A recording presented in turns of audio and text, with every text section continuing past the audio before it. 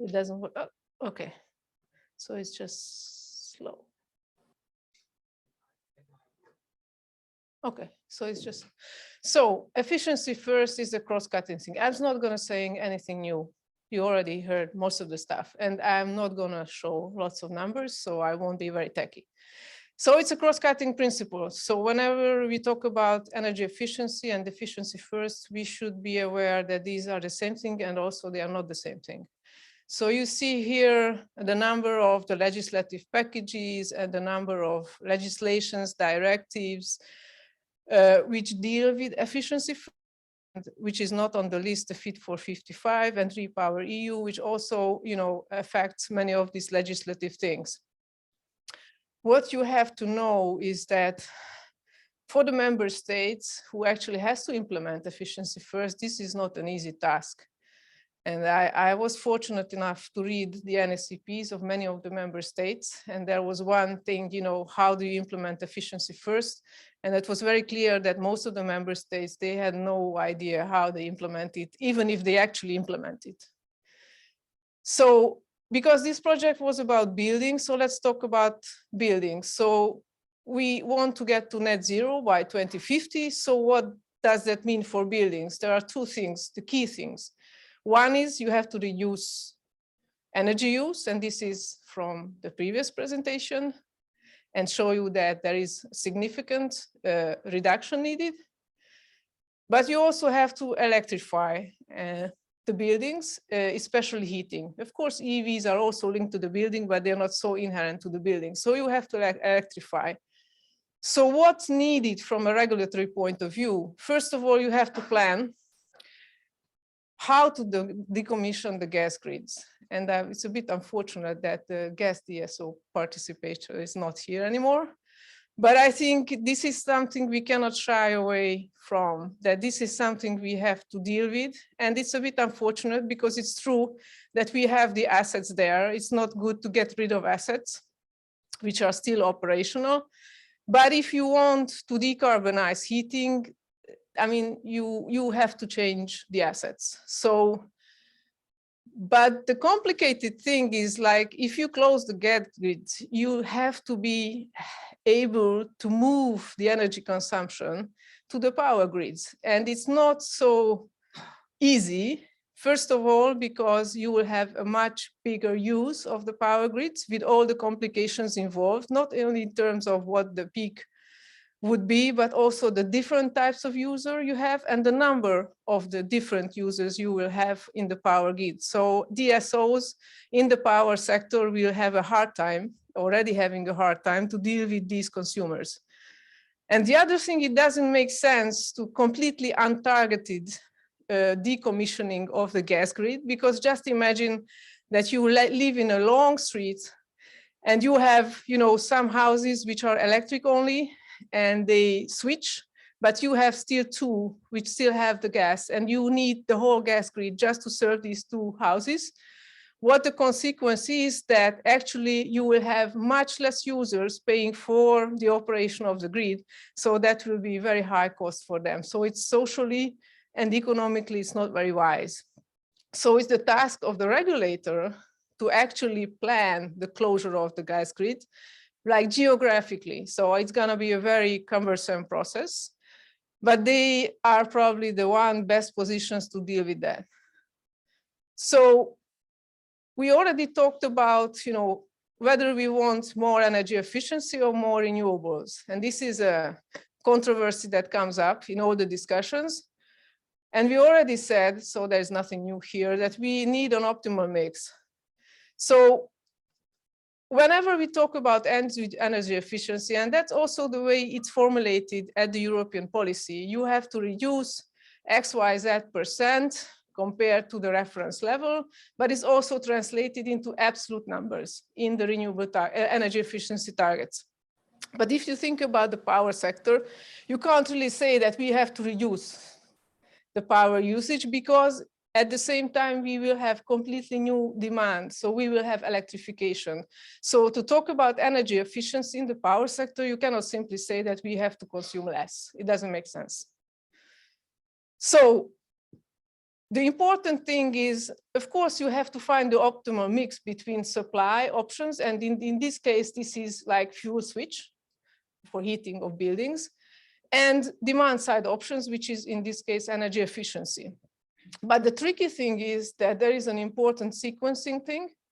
And this is again, something already others talked about. So it makes sense to reduce first the final energy demand and then do changing the asset at the supply side, because it will affect the sizing of the supply side, not only in terms of generation, but also networks.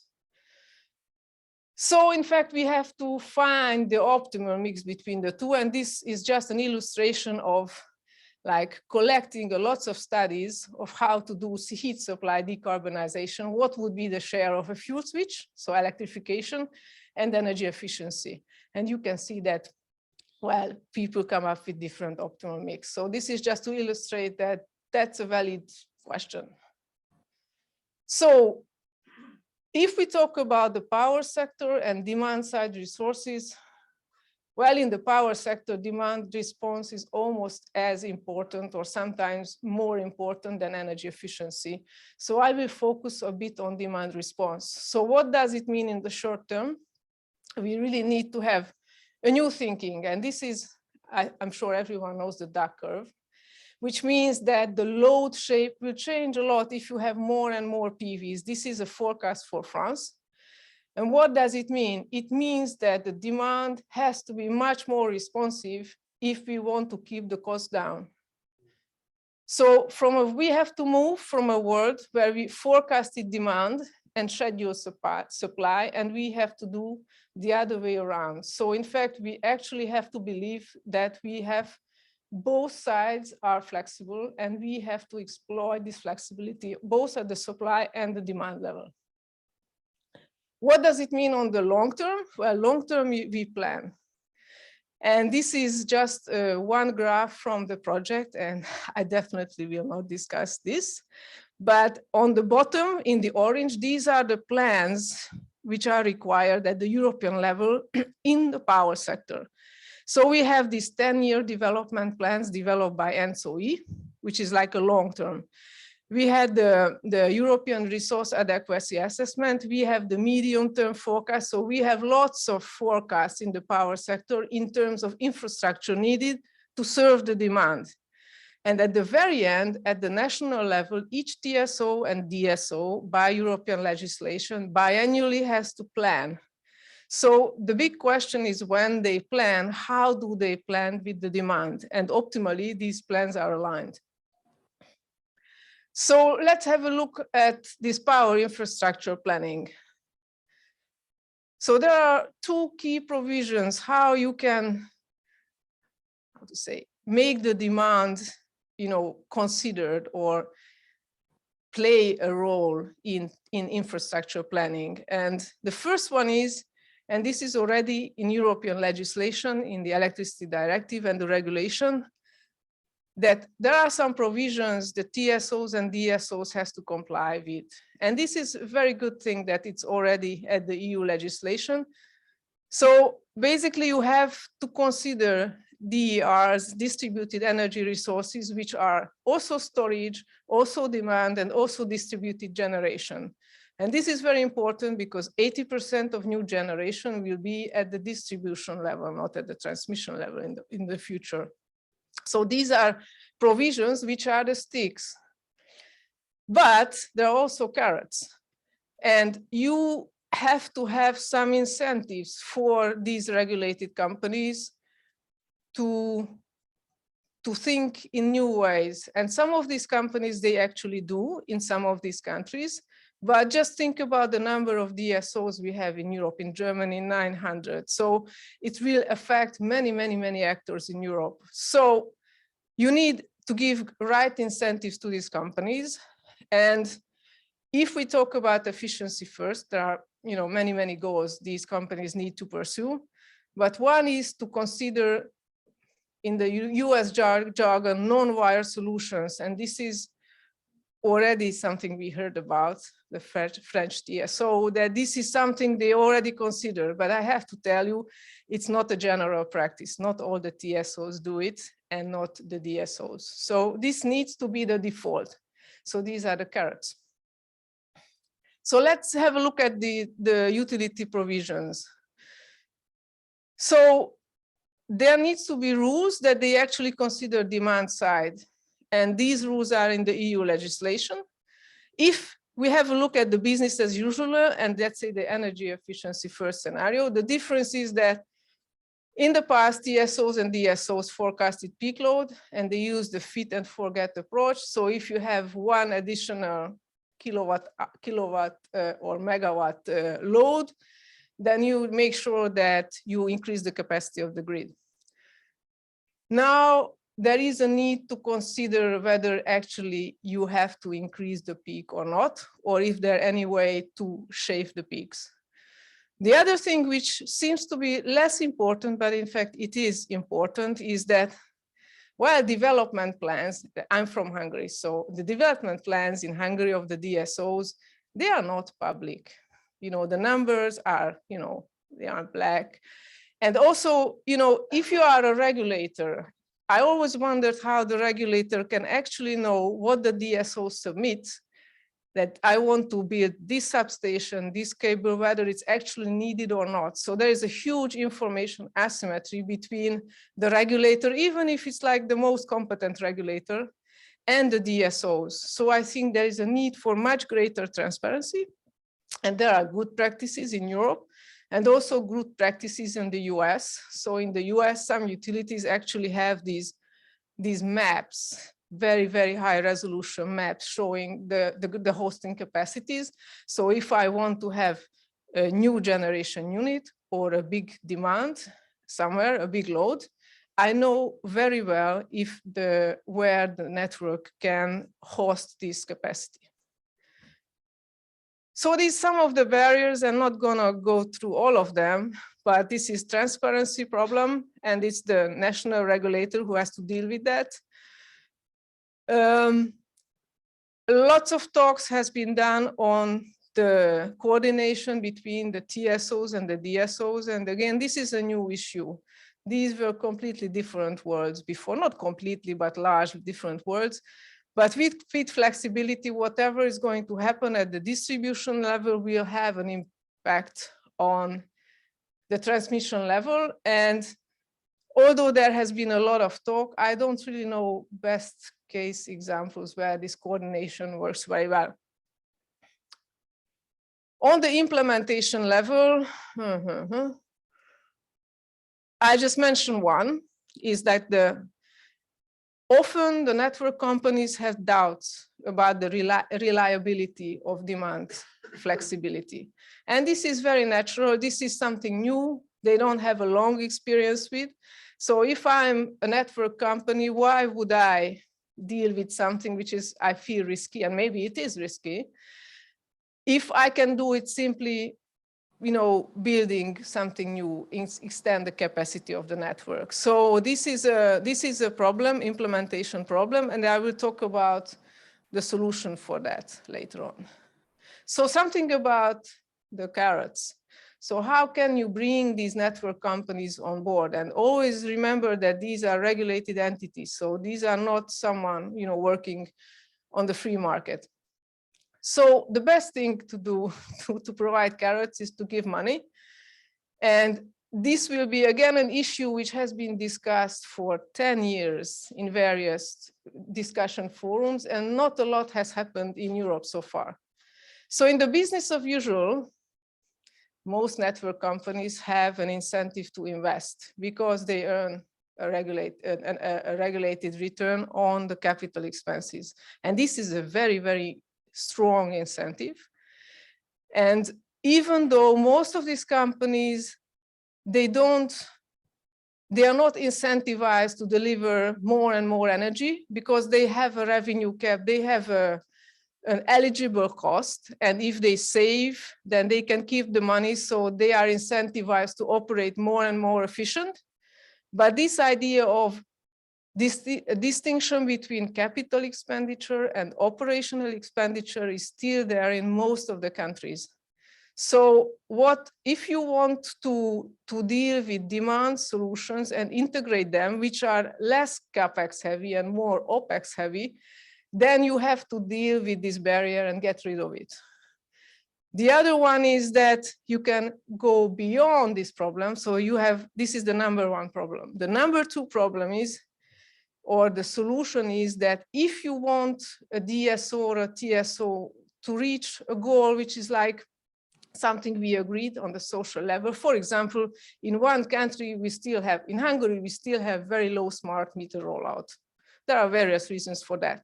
Now the government decides that we want to have a very quick rollout. So the DSOs, who are the owners of the meters in Hungary, they can have performance targets. So for example, in 1 year, you have to have XYZ rollout and get financial rewards for that.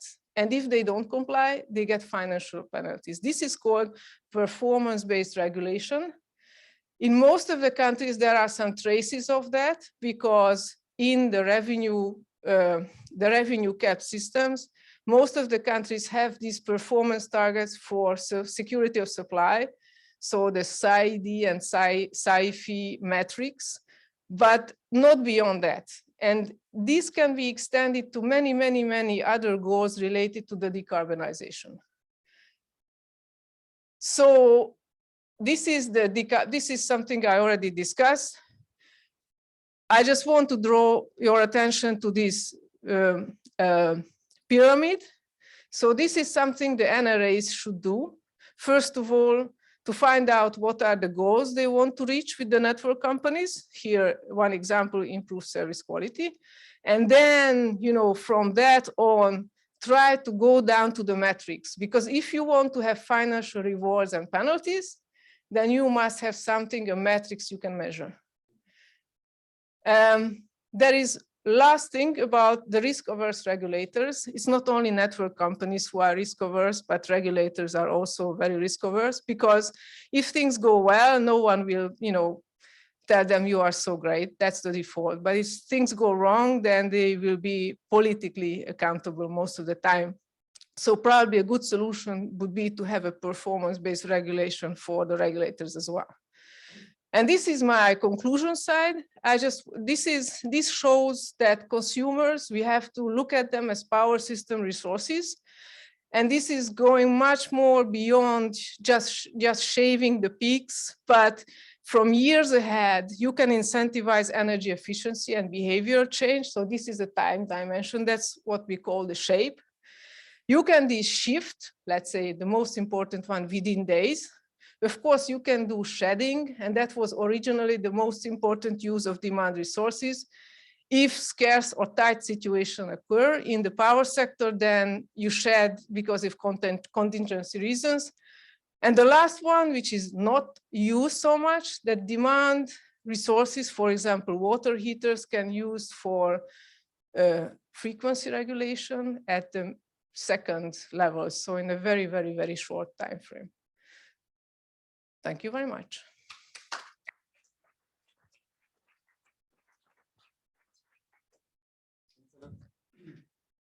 We take questions, happy to take questions, or we can do it at the end.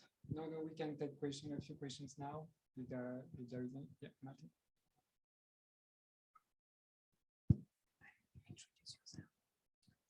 Martin. Martin Jacob, TEP Energy in Zurich, Switzerland. Could you provide an example or two about incentive regulation? So what would you incentivize to achieve what concretely? Just for me as a, let's say, non-expert in this field, was very interesting, your presentation. Well, to be honest, this performance-based regulation is still, I would say, at the infancy. There are more best practices in the US. Even in the US, that's not at all the default. So there are 3 states where they have very ambitious decarbonization goals. And these are the states where this development is like most advanced. And one example, apart from these security of supply goals, could be I mentioned smart meter deployment, or it could be the number of PVs connected. In Hungary, the DSOs, they hate the PVs because it's just a problem for them. They don't get more benefits. They have to deal with the frequency and the voltage problems. And they are not aligned to this goal that we want to have PVs on the rooftop. So especially now that the EU wants to have rooftop PVs everywhere, this is an issue they have to tackle to how to deal with the DSOs who actually don't like this. So one could be the number of PVs, I don't know, the capacity of the PVs, megawatts of PVs installed. Yeah, I mean, legally, they have like very limited reasons to oppose. For example, they can simply say the network cannot deal with the PVs. And because in most of the countries we have the connection fees are shallow connection fees, so I just pay just to the grid, and it's not a deep one, because if it's a deep one, then the DSO says, okay, you can connect, but you will pay this amount because I need a new substation, for example. But in most countries, this is not the case. And there is one more thing which is not used in Europe, but I think it will be very, very important to introduce, is that now if you connect to the grid, either as a load or a generator, you have a firm capacity, which means that you have unlimited use of the grid every instant. And now what they start to do is that you can have a contract which is not a firm. So they say that you cannot generate between 7 and 8, but it's still okay for you. Or your load needs to be limited in a certain amount of time. So you can still connect. It's cheaper to connect, but it's limited. Any other question? No?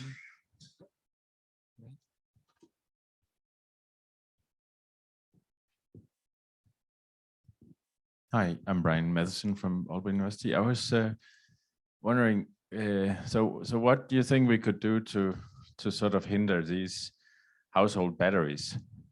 Because you want the flexibility, demand response somehow, but also batteries are not really a very good idea on a household level. So the question is how to hinder batteries? Yes. So not have batteries at the household level? Yes. I don't think we should hinder batteries in the household level. Okay. So no, I don't get the question.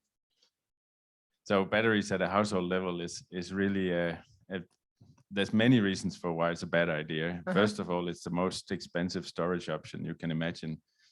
And it will only be rather affluent people who can afford it. And they might be actually lowering the demand at night where we have wind power that needs to be used, and hindering PV to come on the grid that needs to be used elsewhere. So there are many reasons not to do it. And that's why I ask you, how do we stop batteries in a household level? Well, I have never thought about that because my experience is that there are not so many batteries at the household level, maybe in Denmark, but definitely not where I live. So I don't think that most of the countries, they provide explicit support. I think Germany provides explicit support for household batteries, but not any other countries. So I never thought about that because I don't think that's so widespread, but maybe it will be widespread. I know that in some countries, for example, in California, they actually do it, but the people, they buy it themselves. There is no state support simply because the tariffs are, designed in a way that you just keep the PV you have and you inject when the price is high. So basically it just improves the business case of your PV. And there is one more reason there for storage. I mean, in California, we have these lots of cuts because of the wildfires. So more and more people think about batteries as a reliability option. And of course, that can be debated whether that's the best way to solve reliability, but real life shows that actually it is an option and this is needed. But I can't really answer a question, to be honest. Maybe a bit of a follow-up on this. So the question is actually, who is defining the policy goals, and to which extent regulation in the grid is like technology neutral. I mean, you spontaneously said, why should we ban batteries? Brian provided some reasons. Other alternatives for storage is batteries in the neighborhood, batteries in the cars, other kind of storage. And in the end of the day, different things can provide achievements to goals that are defined somewhere, and let's say the art would be how to define a type of regulation, incentive-based regulation that is, following the policy targets that were defined somewhere else, probably, and that I think it's quite a challenge that you can respond to the different requirements.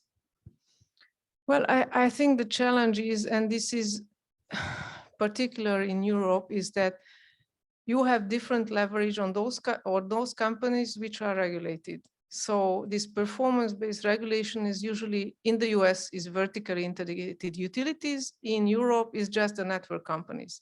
If you are a household and I'm free to choose what I do in my household, then basically the realm of the public policy is still to some extent at the regulatory hand, because the way the tariffs are designed will very much affect my behavior, not only in terms of how I use the electricity and how I generate, but to what I invest in. Let's say storage, whether I invest in storage or not, whether I invest in PV or not. In Hungary, we had net metering so far. Everyone was investing in PVs because the business case was very good. Now we stop net metering, people stop investing in PVs. Okay. Thank you very much. We can also continue this discussion on the power sector at the end, but now I suggest we move to the part on buildings. That was the focus of this project, and I'm happy to welcome on stage Mariangiola Fabbri, Head of Research at BPIE, the Building Performance Institute for Europe. Mariangiola, the floor is yours. Thank you. Thank you. Afternoon, everyone here and online. Let me just move so that I can also see the slide and see whether they work. Perfect. So what I'm going to do now is just breaking down a little bit the conversations that we had so far, from the modeling down to the policy. What does it mean integrating efficiency first when discussing buildings and when discussing buildings policy? We discussed, and this morning we understood the complexity of modeling efficiency first into the system, broken down into different sectors. And now what I'm trying and what I would like to do is to present part of the work that has been done during the project in the last year, and really looking what does it mean having an integrated approach about efficiency first when it comes to buildings, and in particularly how do you design policies for buildings where this integrated approach is included. And I would conclude my presentation by making a very quick assessment and very high level assessment of how does the Fit for 55 package actually integrates the efficiency first. Is it fit for efficiency first or not? And I will look in particular at the EPBD and add a little bit on the new Repower EU. So as Zsuzsanna said, I'm not going to say many new things that you haven't heard during the last couple of days. But there's a point that I wanted to highlight for you. It's that one of the publications and a piece of research that we did for this report, we really created a guideline on how to implement. And you see the complexity in that of how integrating all this decision can actually be portrayed, because when we're talking about integrating planning and integrating efficiency, we're talking about dozens and dozens of decisions that are made at different level of governance. So it's not only about what the EU can do, but it's the member states, it's the regions, it's the local level down to the individual. So this is a way to portray the different ways in which we can promote integrated approaches in planning and in investment. I'm only going to talk about a couple of these points, the planning in demand and supply in buildings, and considering the financing, how do we integrate efficiency in finances. When it comes to integrating these decisions in planning, I think there are a number of things that can be done. And here I would just point out to two. When we think about the individual choice of what the owner can do, and when it extends more to the decision at a higher level. So, and we'll start from the municipalities. So considering efficiency, heat supply, and renovation potential, we saw this morning, they have to go together. One without the other, it's an incomplete choice. They have both benefits and disadvantages, and finding the mix is always the big question. Reducing demand and increasing efficiency in buildings, the first thing we think is we renovate buildings, we renovate houses. A great way of doing it is knowing exactly how to do it step by step. So we introduce individual planning tools for building renovation. So every owner knows exactly what to do and when to do it and why it makes sense. So introducing a building renovation passport could be a good idea. Improving the energy performance certificates, also another good idea.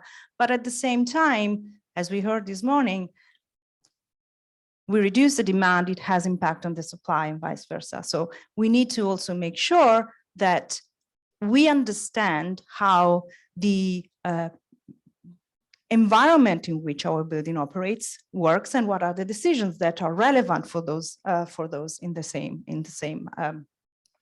moment. So including municipal heat and renovation roadmaps could be a good idea. Assessing the potential for energy efficient and decarbonized heat supply, given the estimated demand, could be would be useful. The question is, how can we, to what extent can that be integrated into the long-term renovation strategies, into the obligations that we can impose to member states? Can we really update and strengthen the requirements of the long-term renovation strategies to the municipal renovation strategies? In principle, that's perfectly workable. In practice, it does require a number of coordinations and inputs and investment that go beyond the general decisions to invest more in demand of or supply.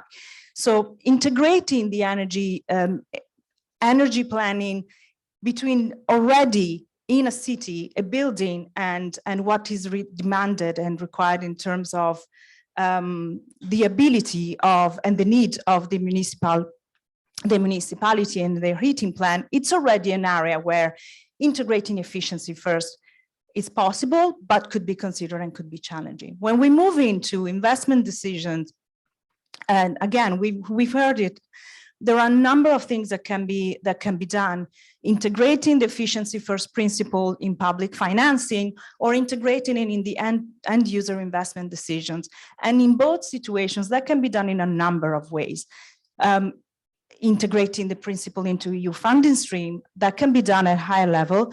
Carbon revenue recycling towards energy efficiency, integrating efficiency first in public procurement, that decision is not always easily feasible. When it comes to end user investment, the financial incentive to invest in efficiency first and integrating it could be made by promoting investment in renewable energy linked to energy performance, or deciding that we want to invest on the fabric first approach or in minimum energy performance standards in dynamic tariff. Again, there are a variety of possibilities through which efficiency first can be integrated. They are known. The question that it's important is that it is not, they have to be assessed together. And for every circumstance and for every situation, we need to understand what is the best solution for a given circumstance. We heard earlier this morning that the Ireland study showed that the fabric approach might not be the best choice. However, if combined with other considerations from in terms of investment in renewables and how to better manage the supply, that could become an important and an interesting approach. So the idea really is to show how, despite the ability that we have and the knowledge that we have of the opportunities of designing policies and then taking decisions that can bring to a better integration of the efficiency first approach into buildings, there is not one solution that works everywhere. There is not one solution that works for every member state. And this is the big challenge that we're facing now with the Fit for 55 package, where these decisions should be reflected in every piece of the legislation that is currently being discussed. We already discussed this morning about the multiple benefits and the positive impacts of integrating efficiency. I'm not gonna go through these slides. We just have to remind and remember that there are multiple benefits that occur at different moments in time for different stakeholders and at different moments of the decision-making process. So there is a benefit and an additional benefit for most, but it's not the same for everyone, and it's not the same at the same time. So a couple of examples of how we can achieve efficiency first principle in financing.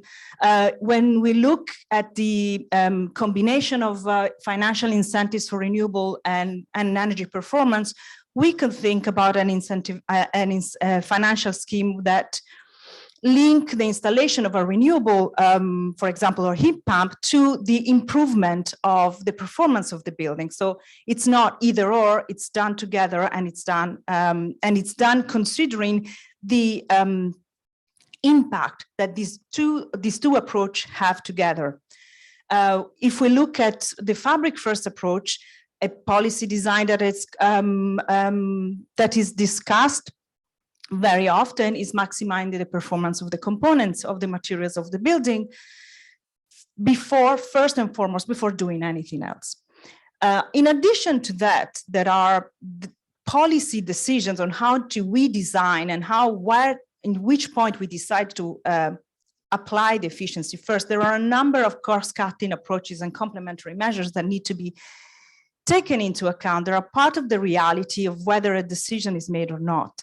And they do cover four main areas. One is the availability of data that allow to take the decision.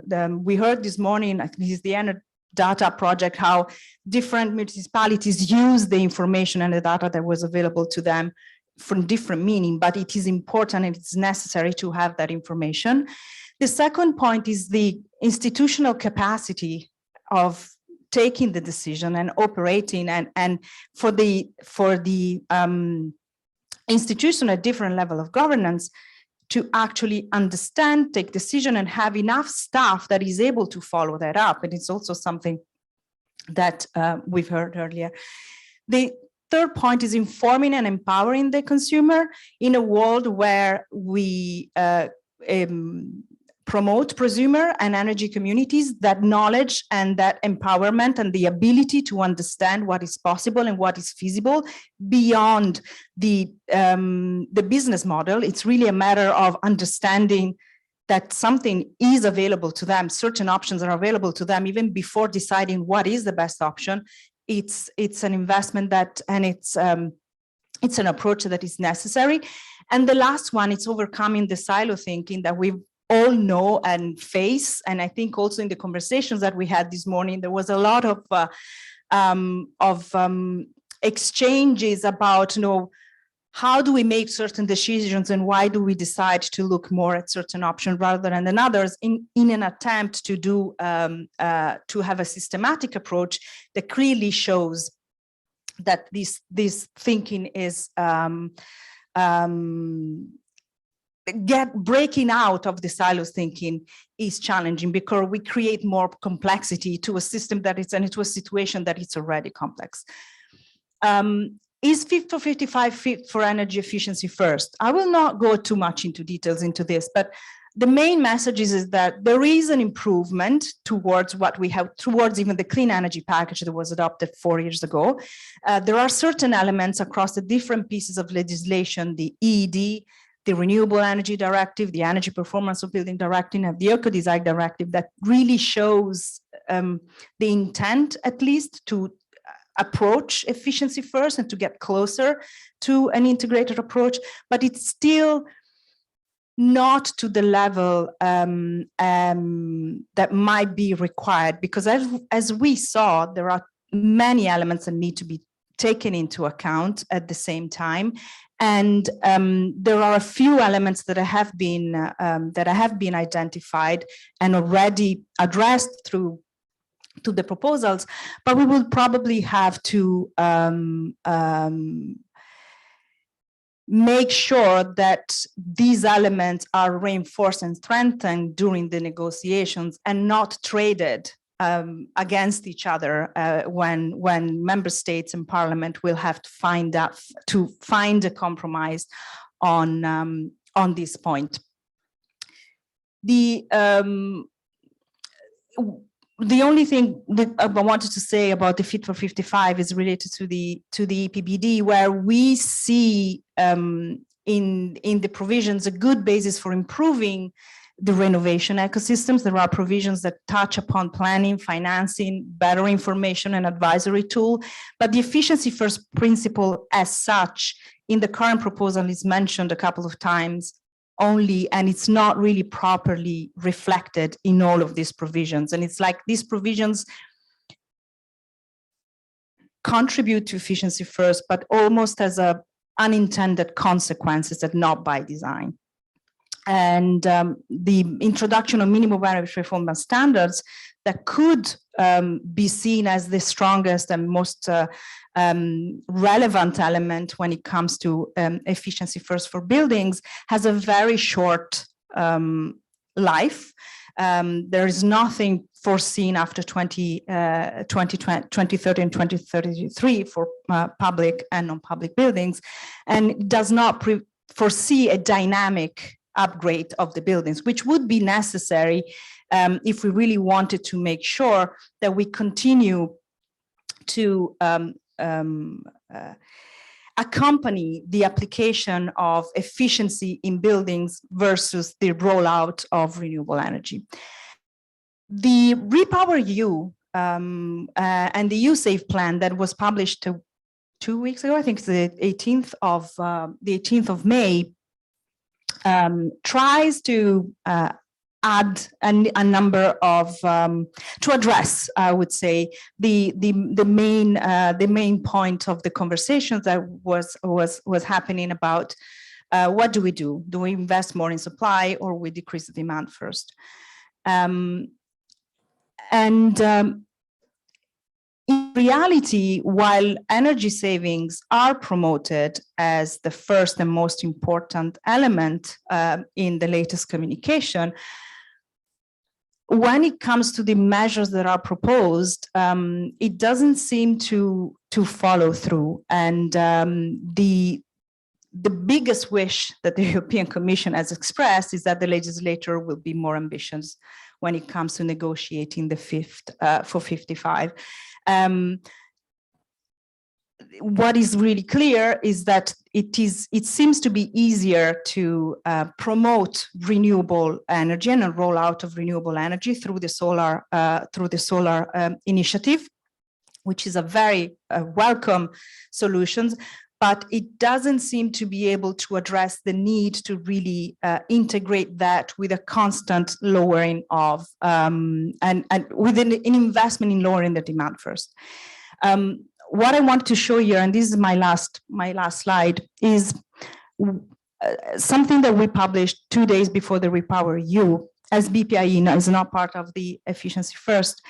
But just to show you the level to which we needed to simplify the conversation, if we want to express it that way, we looked at a number of member states and we asked very simple questions. If we do insulate roofs and walls to a certain level, I think about maximum at least 20% energy savings, how much natural gas we will save in residential space heat? And this is the result. So while at the systemic level, there are many other considerations to take, I think one of the points that it's always important to bring down to when thinking about policies is never losing sight of these simple messages and the most immediate element and message that needs to be expressed at any given point. When it comes to efficiency first, the implementation of the principle as such is complex. It's possible, but it is very important when thinking about the Fit for 55 and the current negotiations to always relate and make relations to the different pieces of legislation and saying, when looking at EPBD, investing in efficiency first, investing in reducing demand first would open up the opportunity to then increase the investment in renewables and achieve all the objectives that we want to achieve, also in view of the absolutely urgent need to cut our gas consumption. So this is a great opportunity to make it operational, but there's a challenge in understanding and providing the information and the capacities for those who are making the decisions to integrate that in a day-to-day into their daily operations. Because once we have established the EU framework, the complexity will move down to the member states and to the local authorities, and it is possible, but it requires a constant accompany of knowledge, modeling, but also policy designs and ability to simplify some of this decision-making. So that's, I think I went over time, but that's what I wanted to say. Thank you very much.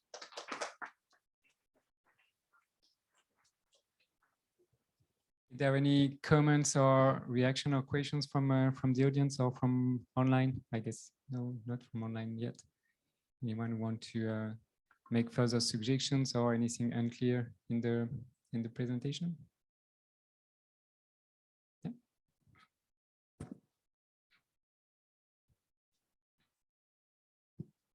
Yes, thank you. Hélène Blanchard from ENEFIRST. It's thought, but also a question to know if you feel like this too. Looking at the Fit for 55 proposals, except from the EED, so as ENEFIRST, we have been advocating for having ENEFIRST explicitly mentioned in this piece of legislation, RED, EPBD, also Social Climate Fund. It is part of what is discussed, and we see it in the amendments of some MEPs. But at the same time, sometimes we can identify some measures which are definitely a materialization of ENEFIRST. And at the same time, I feel like we can see that people don't think like, yeah, we are doing ENEFIRST. Is it me, or you also think like that? I think that's exactly how it is, but it's I cannot express an opinion about whether it's intentional or not. And I think it's clearly shows the complexity of taking a principle that it's valid and it's accepted generally and make it and translate it into, as I was saying, just a constant and coherent decision-making, whether it's a European level or a lower level of governance is the same. I agree. I think there are some instances where some of the provisions and some of the amendments clearly show that there's a coincidence in overlap between efficiency first and the intention of that. I don't think it's done by design, and I don't think it's consistent across all the directives, but that shows really the complexity of it. What I would have liked to see, it's a clearer a clearer understanding of how the European Commission has integrated efficiency first across across the package and across these provisions. I think it will be clearer to see how the Parliament reacts to that, but really that shows the importance of breaking it down and to make these principles operational, and the importance of projects like this that try to make clear and also to support to a certain extent the policymakers in making these principles operational, because it's something that was not done before. It's new and needs to be integrated, but it's not something that you wake up one morning and you say, that's how I want to do it, and it's a very simple thing to do. It's the right thing to do, but it's not necessarily a simple thing to do. Any other questions or comments? Yeah. Again, Martin Jacob, DP Energy Switzerland. You have explored a bit the policies, and on the program it's written getting out of the silos. One silos, I think the silo that was not touched upon yet, I think, is actually the financial sector. You know, on the one hand side, you have the EU taxonomy, which aims at reducing primary energy demand. So you could say this is maybe in line with the energy first principle, yet to be seen. But there are other activities actually in the financial sector, such as the carbon bond initiative that would directing green money into building actually carbon efficient buildings, and PCAF and other these kind of initiatives. And we have assessed a bit what the criteria they set. And if you use it, watch at these criteria, you realize it's actually nothing or not so much to do with energy efficiency, because they really focus on carbon, CO2 per square meters. And is this now in opposition to what we are talking about here, or did you engage with the financial sector, or did you consider this dimension at all? In the framework of the project, we looked at the financial sector in terms of the public financing, the EU streams, and more, I would say, the traditional incentives to invest in when it comes to buildings, of course, when investing in renovation. We did not engage in bigger in what you just mentioned, not even in the taxonomy, if I'm not mistaken, but that is clearly an important player. The question about efficiency first versus, if I can put it in simplifying this way, the carbon content, it clearly adds to the complexity. BPIE is working both on carbon and energy, so we see the need to bring these two together. I think it's very dangerous to frame it like this, like, is there a competition? I think it's important to think a step back and saying, how can these two principles coexist and actually reinforce each other versus we only look at carbon. So if we only look at carbon, there are a number of things that we do not take into account, including the benefits, the non-energy benefits of renovating the building stock, for example. And so that opens up another big conversation that needs to happen and has to be had, which is a similar conversation of what you say, no, you either invest in renewable or you do efficiency. No, you actually should do both, and identifying and understanding when the two actually are maximizing each other rather than competing with each other. When it comes to the financial sector, it's certainly a key actor, with whom it's not always easy to engage, but we see them more often than not now sitting around the table. So I think that we're going into the right directions. But I would really try to stay away from this opposition, carbon versus efficiency, because it's not going to be beneficial, I think, in the end. And I still remind that for when it comes to building, the EU target for 2050 is still a highly efficient and decarbonized building sector. So it's not either or. So I agree with you, of course, but you know, the question is actually, you know, the financial sector is now, you know, they want to implement their stuff and they're focusing on these initiatives. And so the question is actually, do we need some confining regulation or policy measures to make them aware that they should focus also more again on energy efficiency? That was a bit the core of my. The financial sector is, I think, is very aware. Unfortunately, I think the type of regulation to which they respond is not the same regulation that we're looking at right now. So that is a question that I think should go back up to Commissioner President von der Leyen, and understanding how that can be done. You know, how can we have a systemic approach to really achieving our 2050 goals. I cannot express an opinion on how to regulate or what to regulate for a financial sector at this point. Just, okay, making the okay.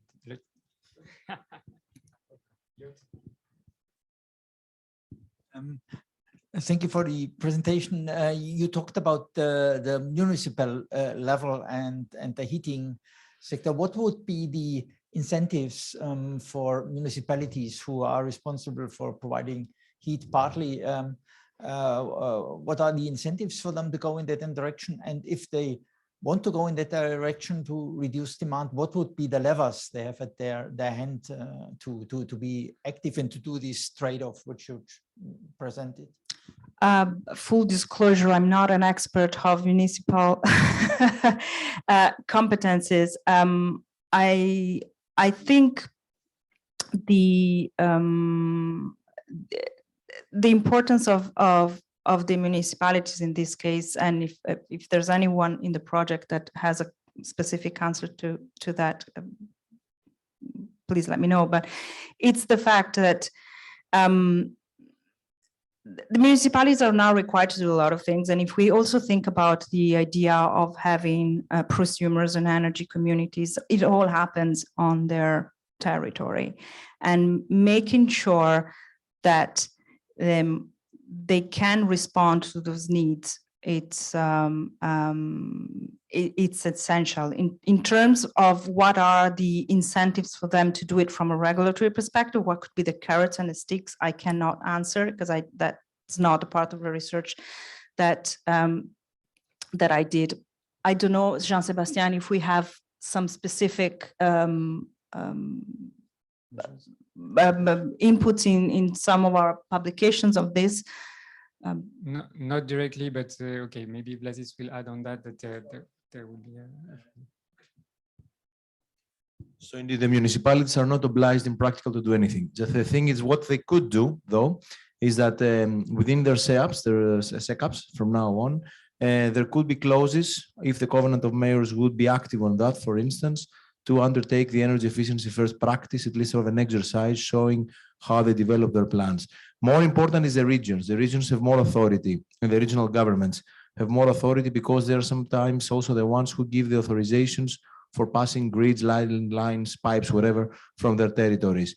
So for the municipalities, in terms of incentives, normally as they're the ones who administer the municipal budget, they should be at least be able to demonstrate if they fulfill somehow the first criterion in the decision, just you know, with the thresholds that the Commission said. But the thresholds are too high for the municipalities. I mean, the numbers they've provided from DG ENER, as we heard, is quite high for municipal budget and municipal projects. So it doesn't capture all the standard municipal infrastructural projects. That's to my understanding. Thanks a lot, Blazis. And just to follow up on what you said, Martin, there is, and maybe Veronika will say a few words about that maybe later on, but there is a new working group in EFIG, so the Energy Efficiency Financing Institution Group, dedicated to energy efficiency first. So there is, and I think it was launched at the same time as the guidelines last September. So it's quite new, but it started. And thanks a lot, Mariangiola. And now we will conclude. We will conclude this session is going a step further in looking at practical aspects through the work of the review of 3 countries. And for that, I'm happy to welcome on stage Benigna Boza-Kiss from the Central European University. Benny, the floor is yours. Thank you very much. And thanks to all my colleagues to have presented these presentations that lead to practically the final stage of our project and our project's presentations. And as you see, we go from the systemic level, we go at more individual, towards the more individual levels. So I'm going to showcase the member state case studies that we have looked at, how energy efficiency first principle can be or is possible to be implemented and operationalized. And now I'm going to, okay. So I'm going to talk about some starting point for the case studies. Then I will, hopefully, if I fit in the time, present 3 specific efficiency first measures or approaches in these 3 countries, show the local relevance and applicability, and say a few conclusions. So just to state that from so the case study task was really based on and focused on buildings and more on the individual aspects, and therefore we have had I want to emphasize that for us in that analysis, it's important to take the more user perspective, and besides looking at energy system transition and then efficiency first from a traditional and solutions from on the energy supply, not only consider energy demand, but really consider that what we want is to provide services to the building owners, the building users. So we have looked at the energy efficiency first approaches from a perspective how they can provide actually not even lighting, cooking, and other energy services, but really the service demand, shelter, leisure, social activities, food, and so on. And that also brings in the often repeated multiple benefits aspect of efficiency first. So why we did this policy assessment was that we have collected quite a number of international examples of efficiency first or ENEFIRST approaches. And out of these, we looked at the ones focused mostly on buildings or the building supply, and chose 3 countries. And these were, I don't know if I, oops, okay, so now to go back.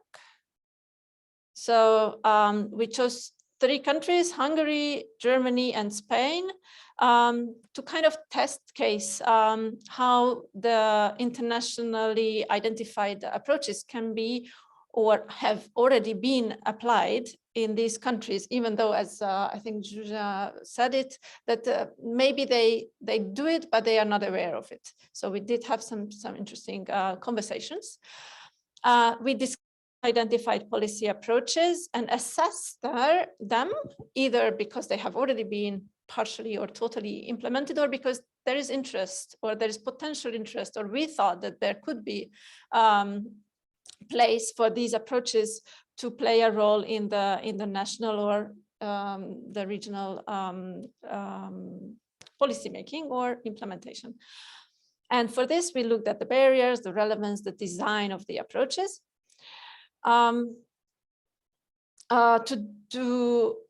And then finally, we also looked at potential new approaches or new measures that we have probably not identified in the international collection. We interviewed around 10 stakeholders in each country. In each country, we actually got access to quite high levels, often even the relevant ministry or the agencies and regulatory bodies. So that was very good. We had a chance to go back to them after we did some assessment, and we have held already national workshops where, depending on the country, we had a different approach, but we met in some countries 10 people, in others 60 people, to discuss what we have found. This is where you can find more information.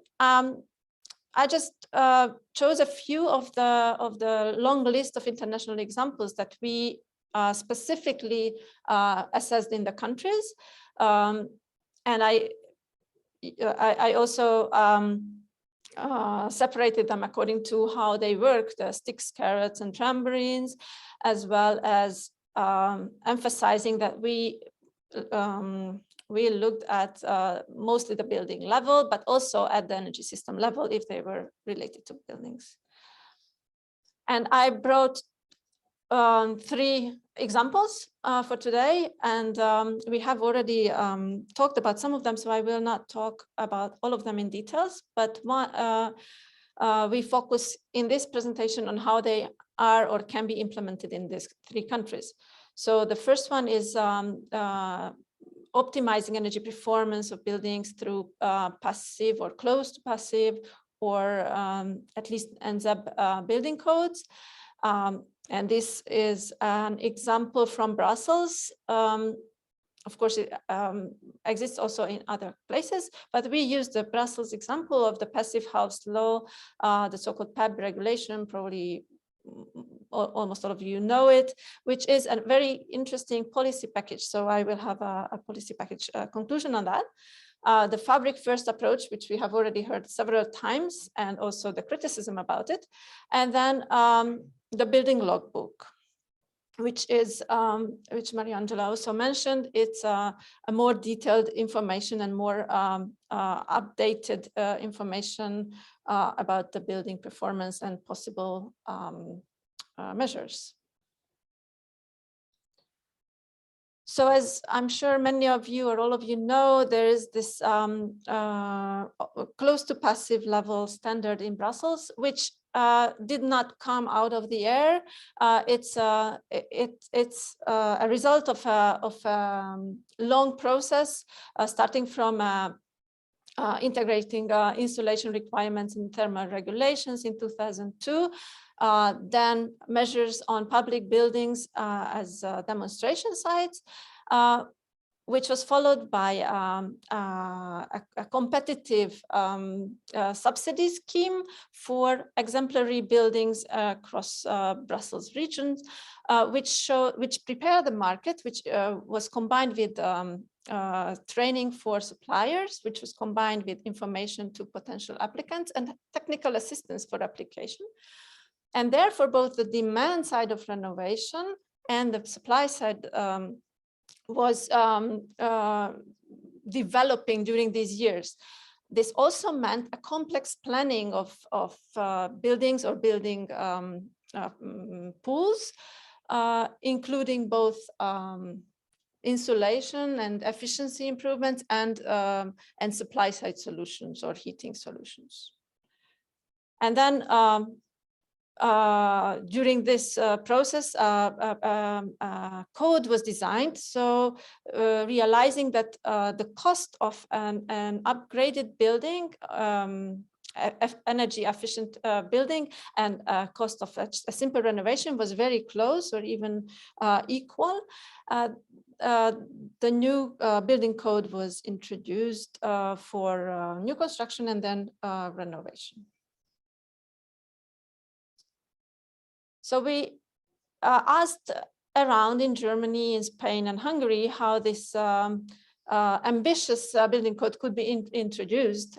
And in Germany, the Buildings Energy Act of 2020 is there, which includes energy performance requirements it includes energy performance certificate requirements and renewables separately. And it's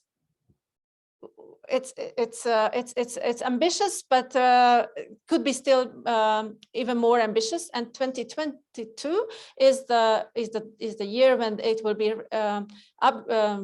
revised. So it could be a good opportunity, we found with the stakeholders, to consider integrating efficiency first approach. On the other hand, Spain has also a building code that is not that strict, but what they communicated to us is that the difficulty with making it stricter is the difference between the huge difference between climate and building systems in building stock within the country, and therefore considering efficiency first overall would be very difficult, and making an overall requirement would be difficult. In case of Hungary, I must say that even the current requirements are very low, and we are very far from complying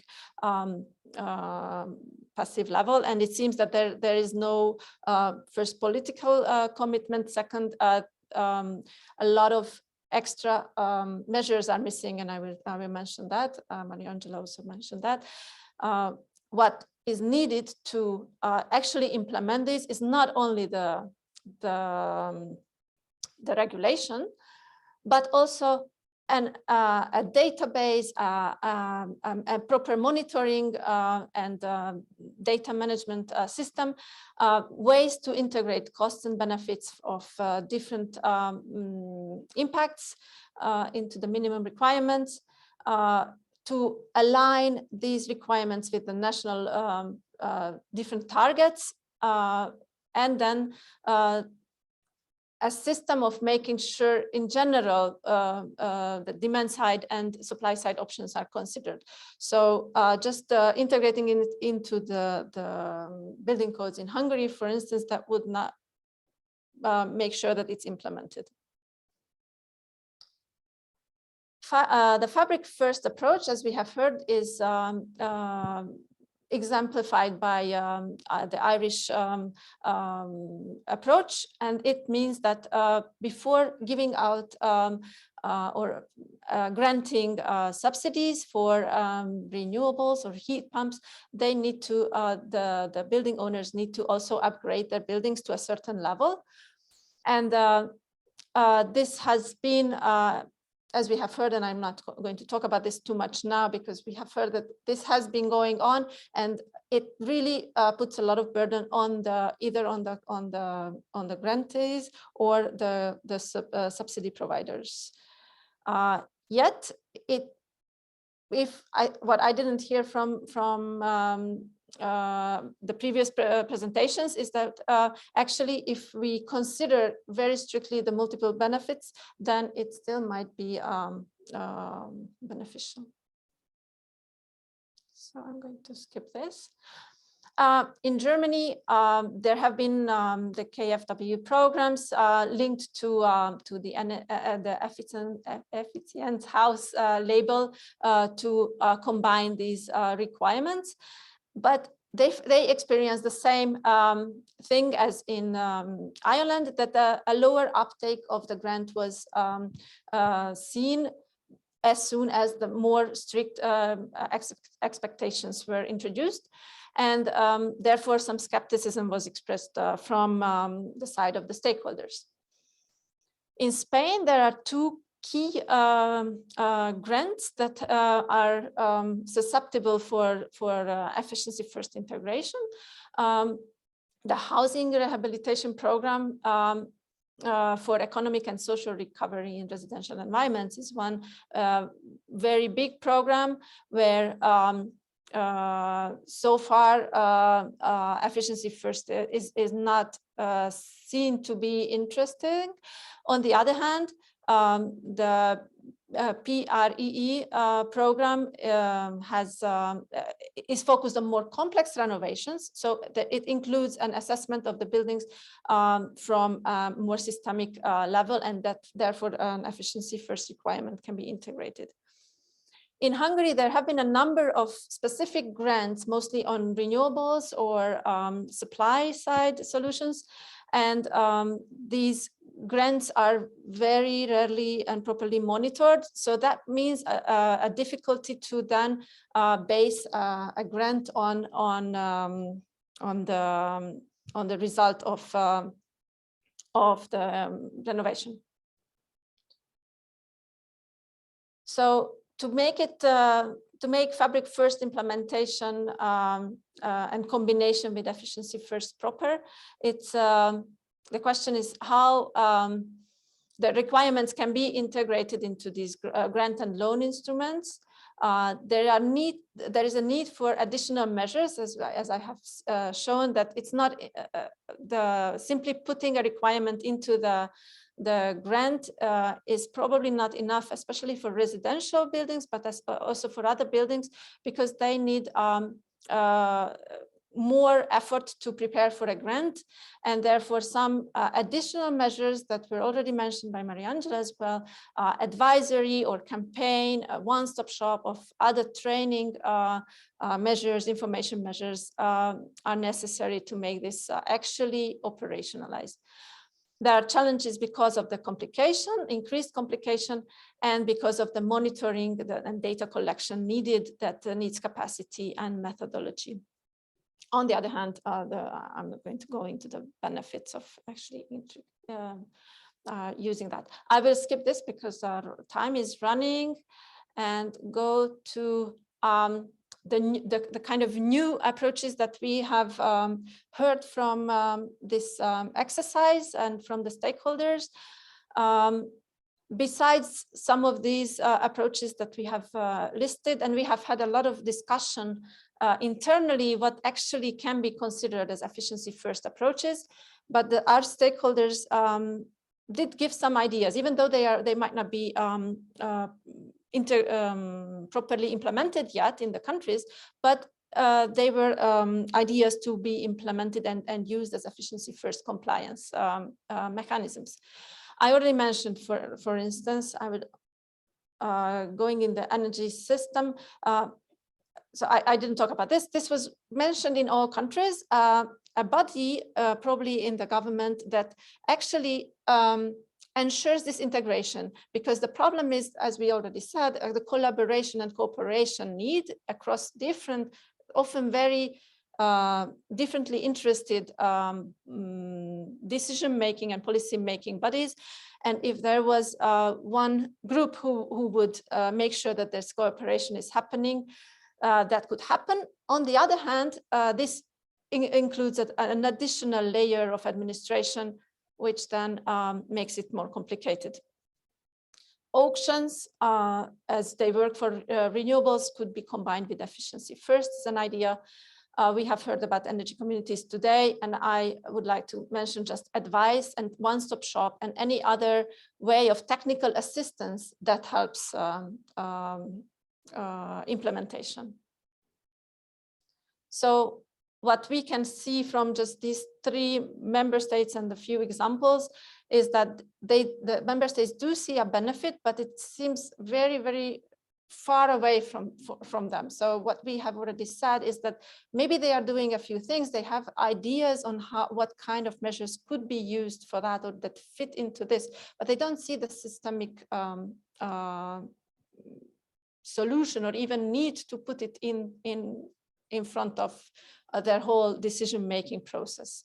So I think we need to also emphasize that if efficiency first operationalization happens, it actually also has other benefits on, for instance, a better policy and decision-making, more integration, more cooperation. And just one final thought is that we have heard a lot of requests for flexibility for many of the either approaches or even directive should include flexibility because of the differences in climate, in building stock, and in their governance systems. But then we also know that as long as something is not really required, it might not happen. So thank you very much. Thanks, Benny. Is there any comment, reaction, or questions from the audience, from the participant? Yes, Natalie.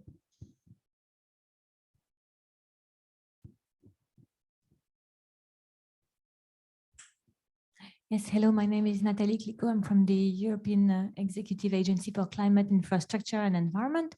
I just wanted to ask you, you've heard this morning, like we did, the lady from Ireland saying that they were probably gonna give up on Fabric First. And this was one of the major examples that you had, how the energy efficiency first principle was, concretely incorporated into the, funding schemes or support schemes. I mean, what do you take of that? Because you also recognize the challenges, but what do you think? It was one of the iconic examples. So maybe you can share your views on this. Yeah, thanks for that question. I think this is very important that all of the measures or approaches are revised. So something that works for a while might not work for a long time, or they realize that there is some limitation or some barrier. She commented on the costs that were very high, and it's just, I think, a question we need to still discuss, because I still believe that when they talk about costs, they do not consider all the benefits. And we talk about efficiency first, and we have been emphasizing over these two days how it is really important to take into account other benefits. And something we might not have emphasized, that when we talk about these multiple benefits in at least our project, and at first we take the multiple benefits on both sides or three sides, whatever you, so not only because we tend to talk about benefits of our pet side, like efficiency has all the benefits, but we also considered the benefits of supply. So I think that's one of the answer. And the other point is that it might still work for someone for another location or for another policy system.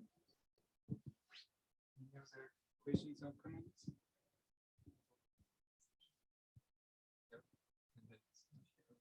Okay. Thank you. Thanks a lot, Benny. And I will now welcome to the stage Veronika Jirickova for the next session. And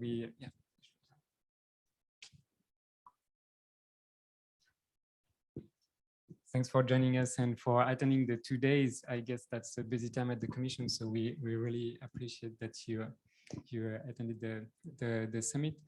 And now we will try to see what is going on from the Commission side. And maybe the first point, several times during these 2 days, there were references to the guidelines and recommendation that were published last September. So I don't know if you already get some feedback from the member states or from other stakeholders about these guidelines. Maybe that's a good starting point. Thank you. I'm happy to be here, and I've had the chance to meet some of you, but maybe not all of you know who I am. So I work at the DG ENER at the Unit of Energy Efficiency, and I work at the General Policy Team. And so our biggest task right now is negotiating the Energy Efficiency Directive recast proposal. And in that, my job is that I'm responsible for the Article 3, which is the article on energy efficiency first principle. So the guidelines which were published in September, they actually accompany this new dedicated article, but they are also a standalone document. Just a question, how many of you are familiar with the guidelines and the recommendation? Okay, perfect. So you know that they were published in September. There was a launch event and they were presented by the commissioner. And so the feedback, I would say in general, was very positive. And there were two streams of, let's say, constructive feedback. So the first one was that it would be good, or it was suggested that it would be good to further develop some methodologies for the cost-benefit assessments of the wider benefits. Because there seems to be still not clear understanding of how these cost benefit analysis should be carried out, especially, I mean, we mentioned it many times today, assessing the multiple benefits of energy efficiency while taking the societal perspective. So that is one stream, and actually there has been the live set call for proposals published in May in 2022. And among those, some of the research topics, we have the research topic, making energy efficiency first operational.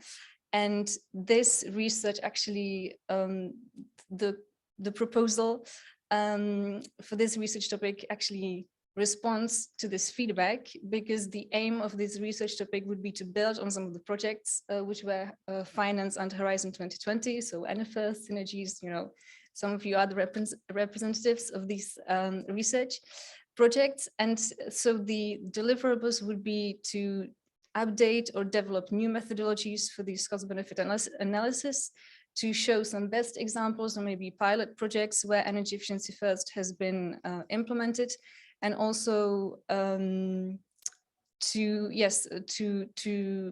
come up with some new methodologies for the monitoring and verification, because this is the key part.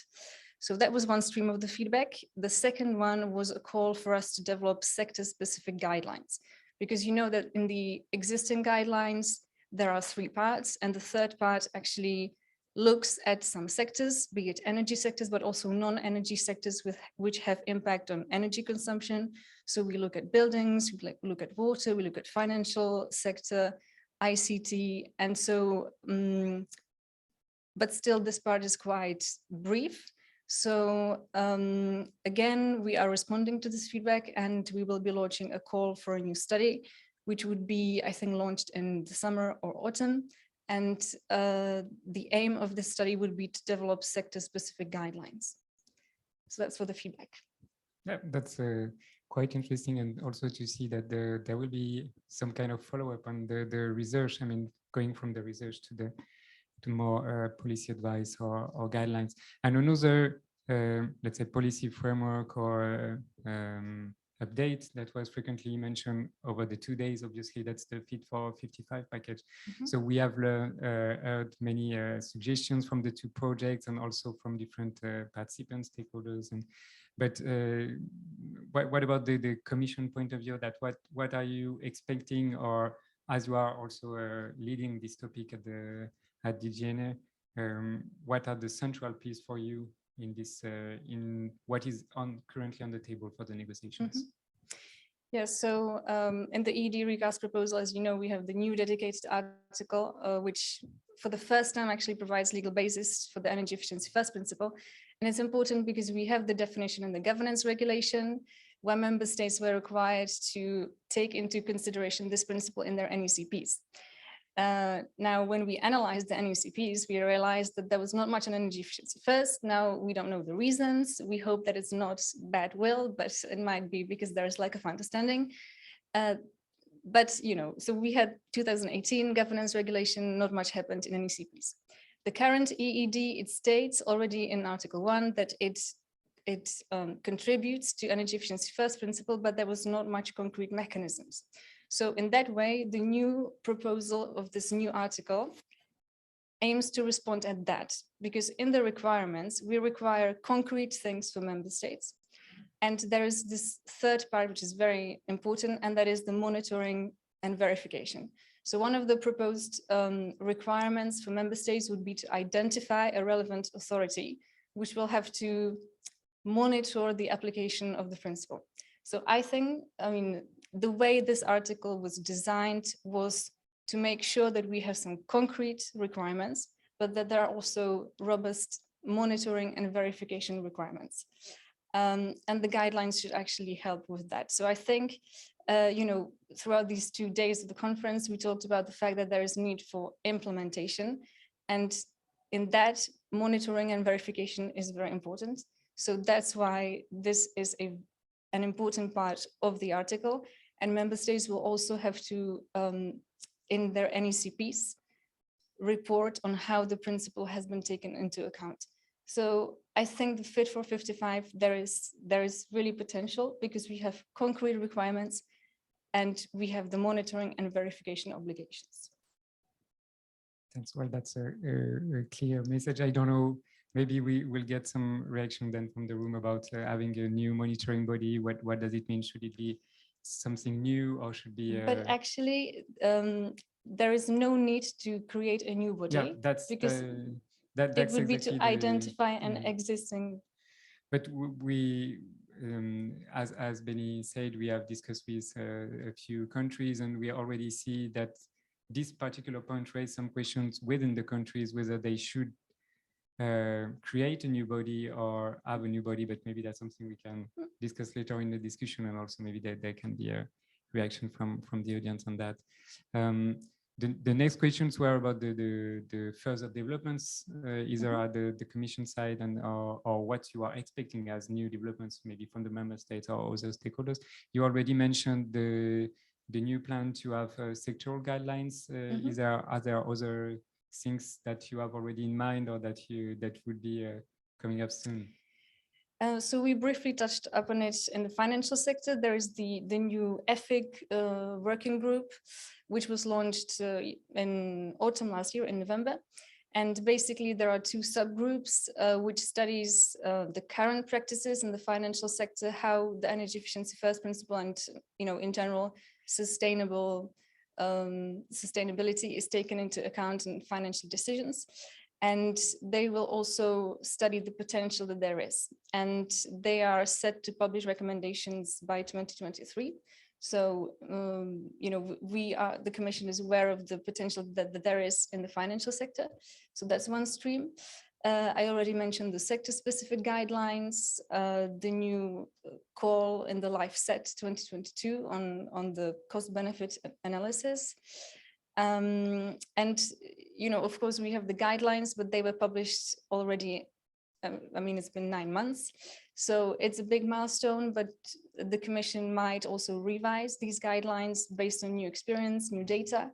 So,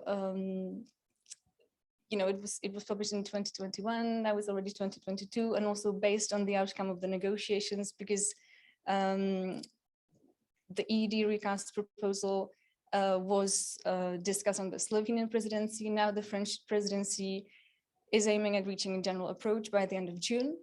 We might enter into trilogues under the Czech presidency. And so we don't know what will come out of these discussions. But, Article 3 is not the main, let's say, problematic article. So we hope that it will survive the negotiations. But so yeah, that's the main, I think. Once it is enshrined in legislation, then we have, legal obligation, and this will hopefully make things move forward. Yeah. Thanks a lot, Veronika. And maybe a last question before I open the discussion to the audience. We have also been discussing a lot these 2 days the impact of the energy crisis, etc. What has changed in the last 6-7 months, and the acceleration was mentioned a lot of time. How do you see that in the view of promoting the energy efficiency first principle? Does it make it easier for you to sell it to the member states, or at the opposite, do you see that, that makes it even more complex? So what we've seen in the discussions, we were thinking that the war, the high prices would change member states' positions, but that was not the case. But I think that was always the case for energy efficiency, and now is even more urgent.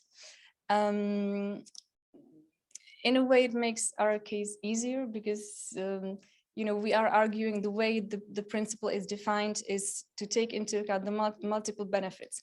And one of the multiple benefits of energy efficiency is increased energy security. It's not just, reduced emissions and all the climate and health benefits.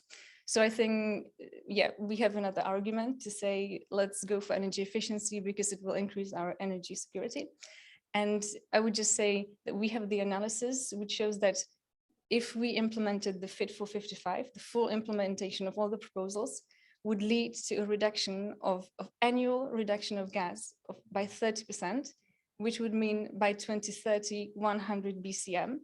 And 1/3 of that would come from the implementation of the EED recast proposal. So we have all the arguments now, but of course the Commission is the one who proposed. Now it's for the co-legislators to act. But as we've heard from the MEP, the European Parliament pushes even for higher targets. So now it's in the hands of the co-legislators. Thanks a lot, Veronika. I don't know if there are questions from the participants. Yeah. Thank you very much, and very enlightening, all these ideas, and we always hope for this stuff from the DGNR. Some time ago, you had published a climate proofing document for the investments, for the infrastructural investments, where it was mentioned the first principle, and it was about both adaptation and mitigation, but mainly the first was very clearly written as part of how to climate proof the investments. Do we have any idea whether this document would remain kind of a guiding principle together with the first, or it will be just one more of these documents that will be stray, because it has been quite important and quite analytical. And next to that is that we do have a lot of various planning documents for the member states that are being asked for. And I think one of the issues of the first, why it's difficult to be operationalized so far, is that you have to put this whole principle into all these various documents. So this type of integration of planning has been a difficult part. And the question here is that as the timing for the first was not the best so far, because we had already the RRF submitted. We had now the RRFs will be re-examined, I guess, with all these changes. Also, the operational programs were submitted, but I think very few wrote down anything on the first. So is there some way that you see it in reality that they first will take some flesh and bones within the existing structures of the RRFs or the operational programs?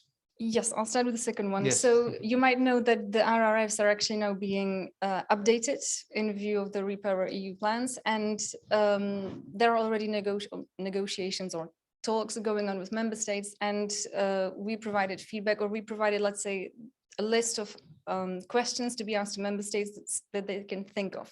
And our unit, we pushed for the inclusion of the question, how has energy efficiency first been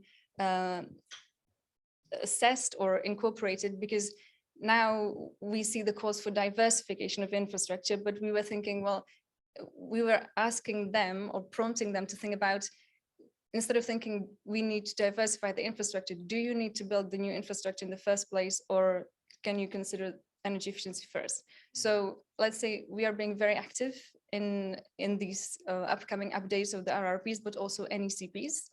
And we are making member states at least, bringing energy efficiency first principle in the limelight and make them think about it. So very active on that part. On the climate proofing, I have to say I have not been personally involved in that, but energy efficiency first principle is an overarching principle. That's what we're always saying, and so it should come first. Thanks a lot, Veronika. Any other questions or comments from the audience for Veronika as a follow-up? Yes. Yeah, thanks also from my side, Lucas Kranzl, TU Wien. I wanted to ask you whether you mentioned the cost-benefit analysis as one element, and I mean, to me, these price shocks that we are seeing right now makes these cost-benefit analysis a bit questionable, let's say, or at least we need to make sure that they consider possible price shocks or also other energy supply shocks as well. And I wonder to which extent this can be the case, or to which extent it should also be explicitly asked for. Is that something that is being discussed? Yeah, maybe cost benefit, it doesn't always mean that it's just comparison of costs. And I think that's important to think about, because part of the energy efficiency first principle, the way it's defined, it's not just a mere comparison of costs from the investor's perspective, but you have to take into account the costs and benefits for the whole society. So I wouldn't think that the high prices actually change that, because we want to really emphasize looking at the multiple benefits which might not be monetized. So we are talking about cost benefit analysis, but again, it's not just about comparing costs as in monetary terms. So I completely agree. From my understanding, I just feel that in reality, it's sometimes not the case that, or that in reality it reduces to euro, no? And yes, which can hardly be.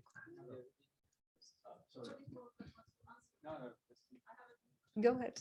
It was directly to this point. I mean, I think on the contrary, we have another good example that we have more empirics on cost, the cost of a shock. I mean, we had already empirics on the cost of shocks previously, but I mean, when we look about the percentages on GDP, which we are missing, not because the energy prices are rising, because of these structural adaptations, which are slower than the shock is occurring, and we can see clearly how this acts in practice. So we can now nearly put the money terms on such type of shocks from what we observe right now. So, but I would have another question. But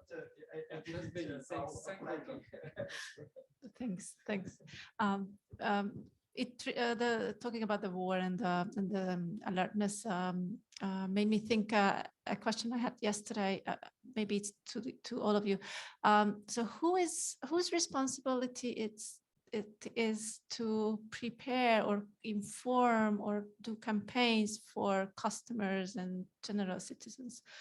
What I mean is that we are maybe in this bubble quite worried what will happen in autumn. But I don't see, except maybe from Germany, that first of all, a call to act and using behavioral changes as an opportunity, and second, to kind of prepare them to support whatever has to be done in the autumn. Mm-hmm. This is actually on the member states, because the Commission can assist them, but it's part of our follow-up plans to the Repower EU plan to support information campaigns and information awareness. And some member states are very active on that, including my home state, the Czech Republic. But it really depends on the member states' proactive approach. The Commission is ready to assist, and you might know that there was this event organized by DG ENER together with IEECP, playing my part.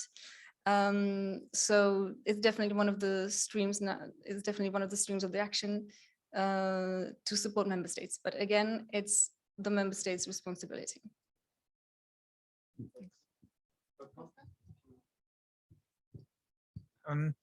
I saw one question we touched, or you touched upon two sides of the energy efficiency first principle. One was directed towards the fossil fuels, and there it may be relatively easy to convince now people their action is necessary. On the other hand, you also touched upon renewables forthcoming and or more strongly penetrating. And the energy efficient first principle has these two sides of the coin. And I'm wondering in how far in your discussions, also in the view from the member states, you see differences with respect to these two parts of the principle, and also different maybe approaches. How to look to these two aspects. What exactly do you mean? The substituting fossil fuels with renewables versus energy efficiency? Yeah. So in the guidelines, we actually say that the best energy is the energy that you don't need to use. So I think, Jean Sébastien, you said today that it's not about prioritization between renewables and energy efficiency, but the guidelines, the way they are written and the recommendation is that the goal should not be to substitute fossil fuels with climate neutral sources. The best is actually to go for energy efficiency. What we're seeing in the discussions with member states, you might know that in the Article 8, which is in the proposal, it's Article 8, the current Article 7, there is now the exclusion of counting savings from fossil fuel combustion, and there is quite strong opposition to that. So again, you can see that the Commission has quite ambitious proposals, and then member states have their views. Of course, they have different positions, different conditions. So yeah, but maybe still elaborating a bit more on that when it comes to cost benefit analysis. I mean, we saw about some difficulties, let's say, to argue in certain cases what Tim presented this morning, the very good arguments, and when you take the multiple benefits into account, some of the multiple benefits you cannot draw upon when you go for clean energy sources. For example, air pollution. It's not something we can easily draw upon when we talk about clean supply. So maybe one point for the cost benefit analysis would be to look most specifically also at those areas of multiple benefits, which are perhaps the most relevant ones for when it comes to clean energy sources, like we heard yesterday about the consequences of land uses, for example, or maybe partly some other resources which are relevant for those sources, and elaborate in particular the analysis tools in that sense. To be able to. I take that as a remark, which I will transmit.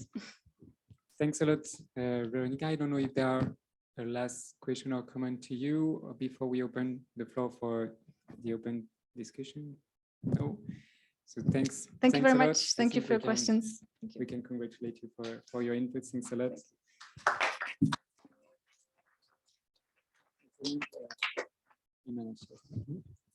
And now you can give to Tim.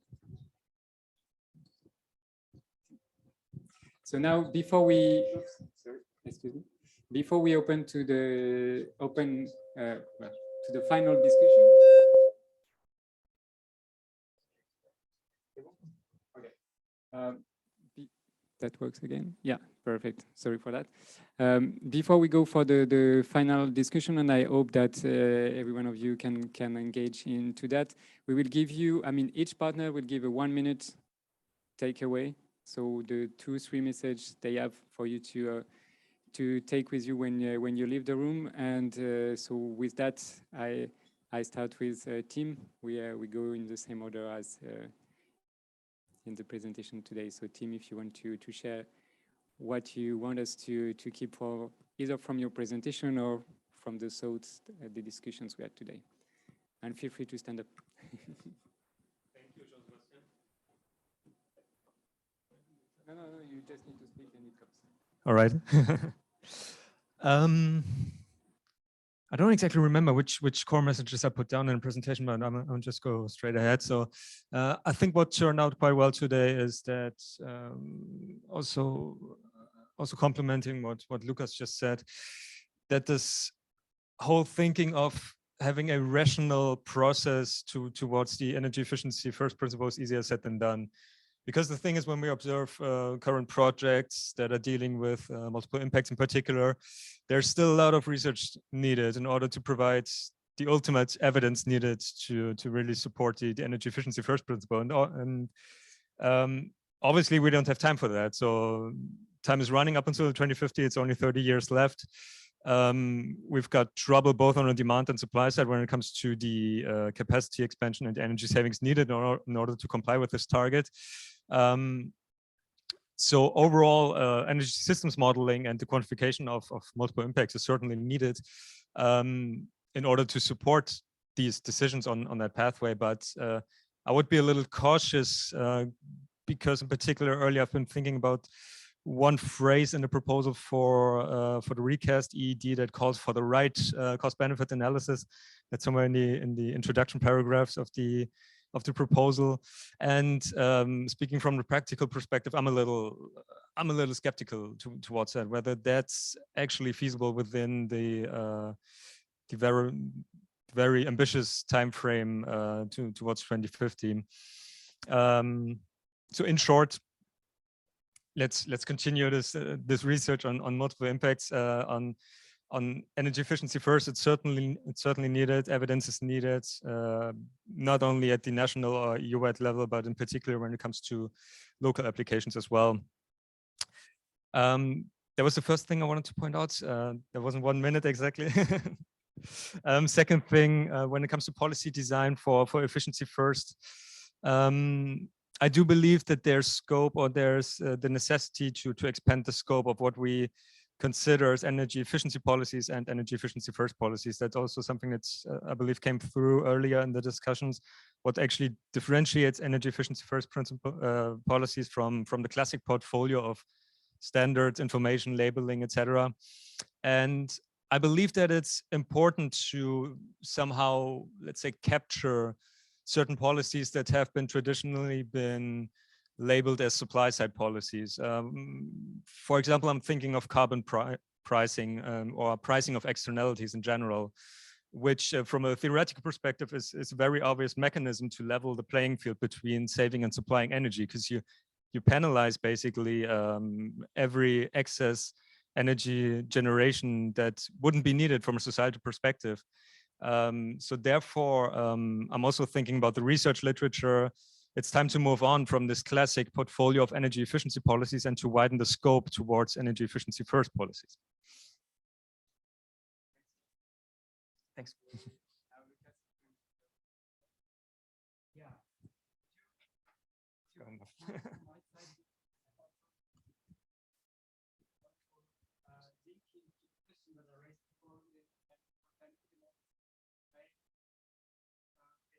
A lot of the problems that we have now are due to the fact that we in the past long-term strategic decisions based on short myopic economic considerations. And I feel that we're still doing that.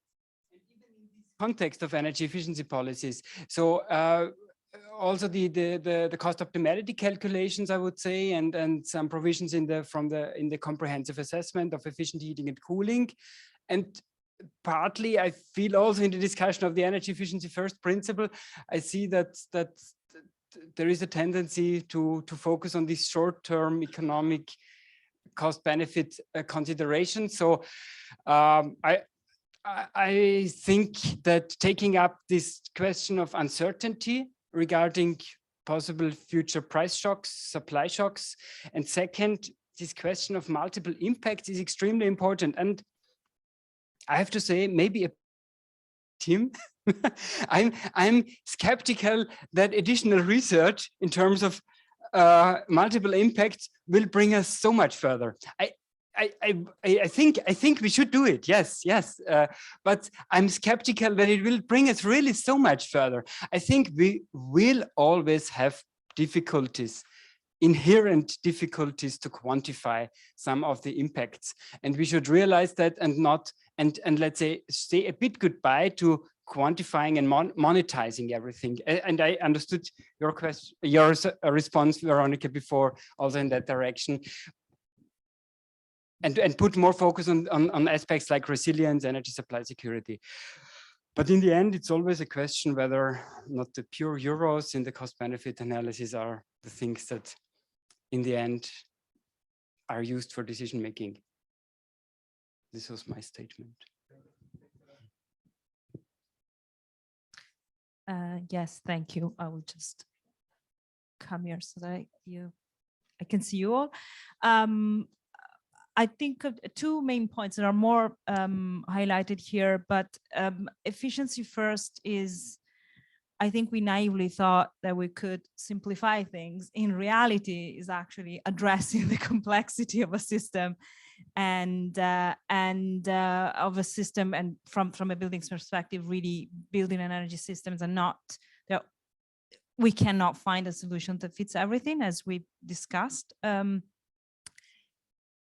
And the second point is that efficiency first is maybe a starting point to better manage what we have and available resources. And maybe we should look at start asking a different question and moving towards sufficiency first, also in view of what we heard yesterday in terms of the availability or scarcity of certain resources, but also in terms of what Lucas was mentioning just now. If we want to get away from this point of putting a euro sign on everything, how much more research do we need to be able to take the right decisions? And when we know that there is a limitation in terms of time, in terms of how fast certain decisions can be made. So efficiency first should help us better understanding and better making some decisions that are and will remain difficult and complex, and it will not be possible to find the perfect answer to all our problems, but that can certainly help figure things out. And I think that's the two main points that I wanted to make. Don't know who's next. Yeah, I have. I try to remember my takeaways. I think the first one was that, yeah, using demand side resources is a common sense. I mean, either you increase supply or reduce demand. It should be equal thing, but it's not going to happen automatically. And this is the problem. So the second one is that, I mean, if we don't use the demand also for flexibility and also for long-term reduction, then the whole energy transition will be much more costly. And the whole energy transition is financed by the consumers. If they don't want to finance this, they don't want to be part of it, then we can have whatever targets we want. It's not going to happen. And the last one is, for me as well, the CBA. I think we can still improve cost-benefit analysis. Of course, we know that it's very difficult to monetize lots of the things. We can change it to a multi-criteria analysis or use proxies for these things which are hard to monetize. But the perfect shouldn't be the enemy of the good. I don't think we should start the dictatorship of demand side resources because we still need some justification. I'm an economist. I can't say that we only need demand side resources. So, and the decision makers need some tools to basically say that this is the basis on which I made this decision. So the legitimacy of decisions, I think it still needs some kind of analysis behind. That's it. Thanks a lot, Suza and Benigna. Okay, a lot has been said, so it's hard to say anything. Maybe I stick to the national implementation on one hand. I don't remember what I wrote anyway.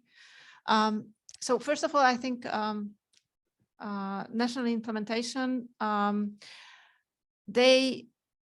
levels need so-called help. So maybe it's us preparing these studies. Maybe it's, I feel that by talking to these stakeholders through the project has helped us and has helped a lot of the actual actors in the system to think about it. We don't know the answers, we don't know the solutions necessarily, but it made them think and consider this more and more. So we don't have time, but we have to be patient. And as I said yesterday, I'm already amazed how efficiency and the efficiency claims have gone through and from a few decades ago being totally washed off the table, and that's efficient lighting, how crazy that is.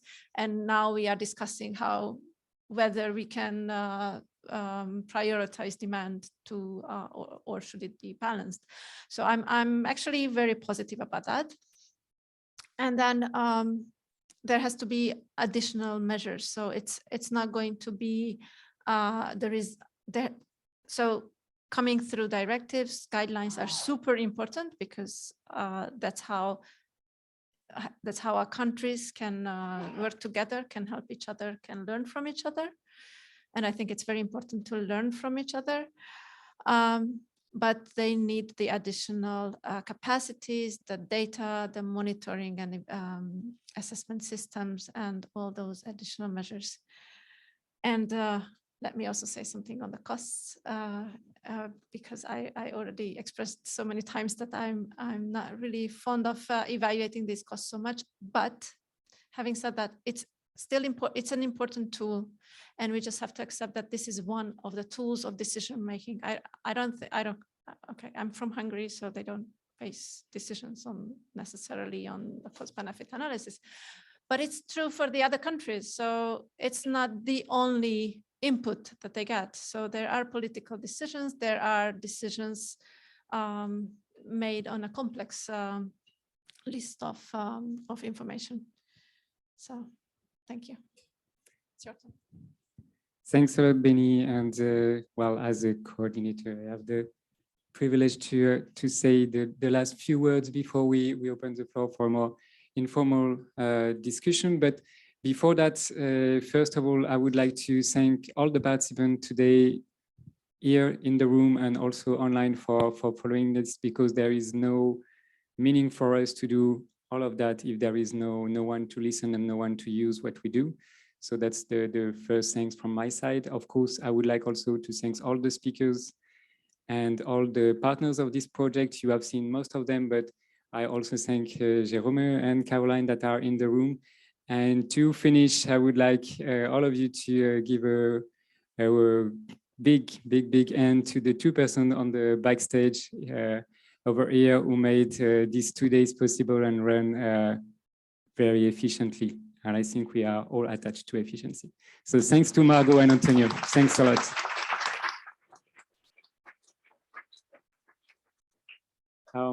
Okay, I have lost my slide in the meantime, but that's not a problem because I think I will skip to 2 of the points that I have well in mind. The first one is after that has come to me over the project, over all the discussion we had, listening to the agreements, but also the disagreements, the criticism we get, the different questions, etc. That maybe another way to see the energy efficiency first principle would be that, okay, the starting point, if we have this principle, is because we know that the, let's say, business as usual practice is to prioritize investment in the supply side. Okay, let's be honest, we can figure this out.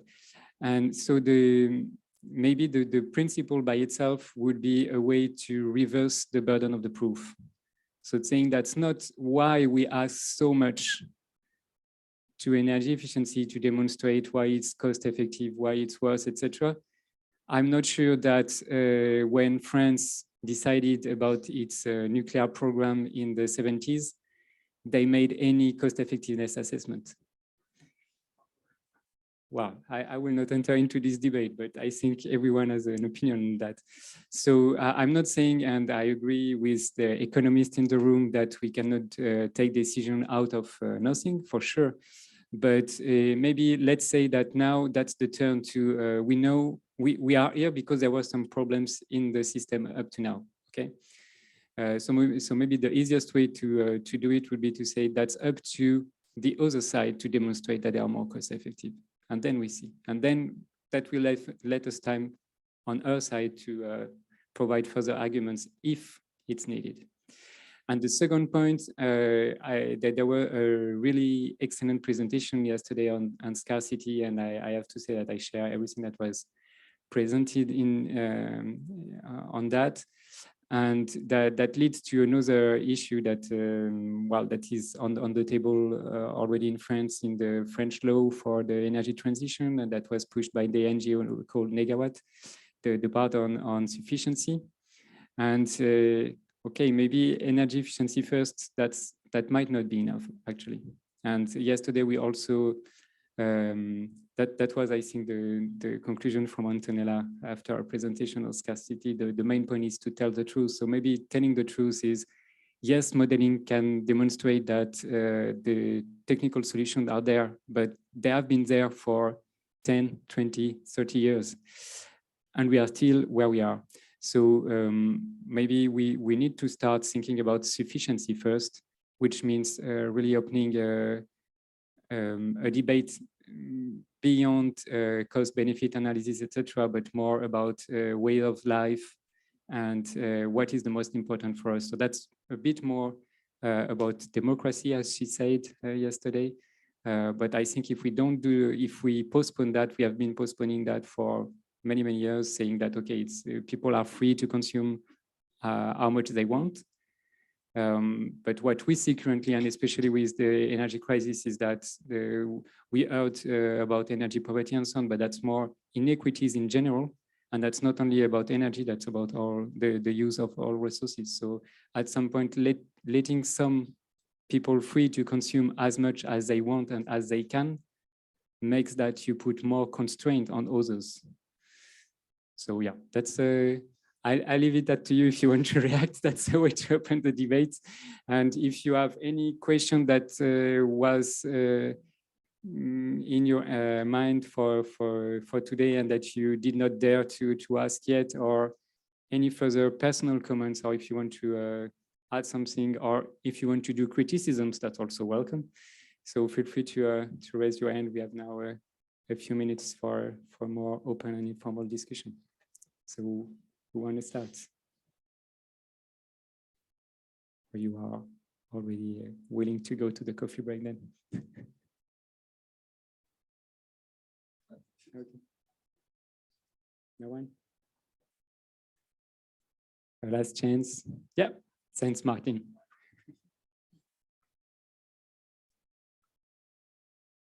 I was waiting for somebody else to start, but I mean, this second idea on your slide, that's really, you know, it's a pity that I haven't had this idea because I think it's really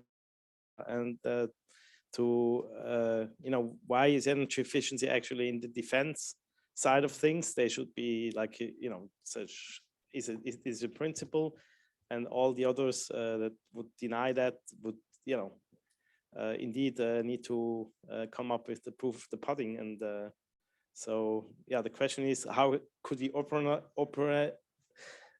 make it operational? So that I would be intriguing what you think. As is that principle applicable? Is it of any use in, you know, when you're developing your things, or is this just an idea of a researcher?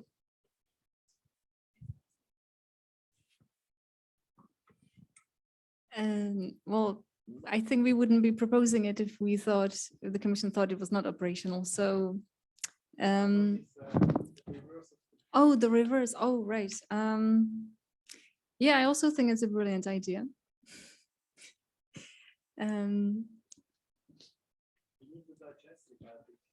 Yes.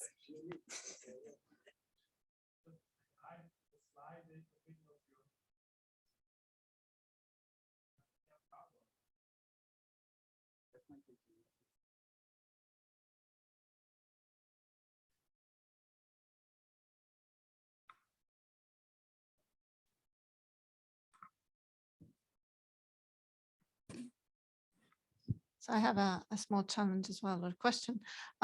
So it's not only the cost that makes things hard, difficult specifically, I think, but that most of the modeling and analysis is based on GDP.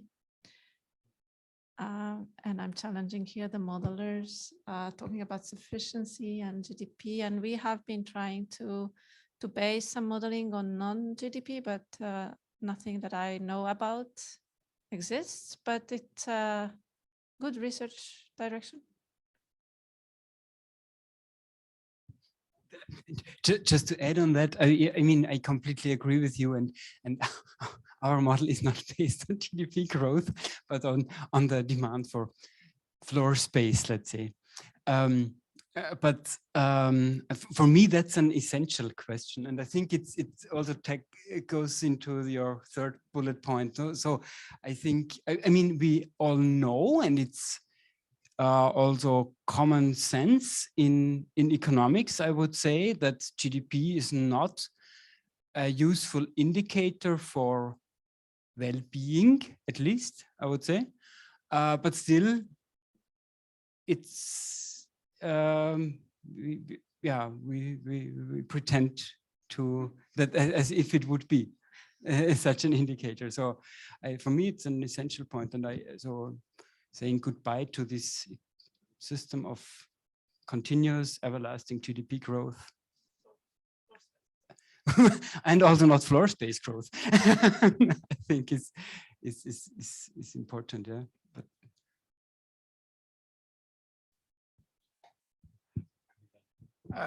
Martin has opened up the Pandora box. I was a bit intrigued by one sentence by Tim when he was talking about carbon pricing and energy efficiency first principle. And now I make a kind of daring statement. I mean, slowly we are going to run out of carbon to handle in our emission trading system, in our taxation system. So I was in my mind, I was thinking about how this could evolve or take up the energy efficiency first principle in terms of policy instruments. I mean, we have some evolutions. We have the energy saving the energy saving obligations, white certificates, which are in a way could take up the role of carbon certificates, but it's at the national level, no European-wide instruments. We have some parts of energy taxation which are there. So, but it would be interesting to have some medium and longer term thinking about these instruments which are strongly linked to carbon pricing, how they can be modified or maybe replaced by other type of instruments, taking up more specifically the energy efficiency first questions. Thanks, Wolfgang. And following up on that, I think that's not only about carbon mechanisms, but that's also about renewable policies, because that's something we get while discussing with the member states, that some of them are looking at the policies that were effective in reaching their target for renewable, and they say, okay, what can we use from that to get the same success for energy efficiency, with the limitation that they see that the main problem is energy efficiency is much less tangible in terms of investment, the way you get your money back, etc., compared to renewables. But that's why Benny, in our presentation, for example, added the auction schemes. That could be a way to put also a price actually on energy savings, as in white certificate schemes, so that can be further options. Any last questions or comments? No. So I think we are almost on time, so that's quite perfect. I thank you, all of you, once again to have been there until the end. I hope it was interesting for you, and you will take something back home that you can use in your work and to discuss with your contacts and so on. And we can still, if you want to discuss with us or to meet with us, we can have a coffee downstairs before you leave. And I also take advantage of this last note to thank the Synergies team. Some of them are still with us, and I thank them very much. And that was a very good experience to make this event together. And I think yeah, that's something we should continue doing, like grouping European projects together. Thanks a lot, and have a nice end of the day.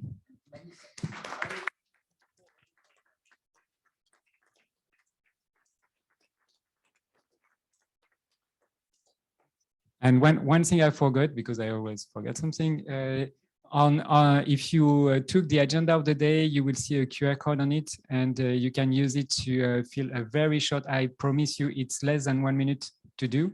That's a very short feedback survey, and that will be super helpful for us to report to senior. So please do it. Even if you dislike this event, you can do it.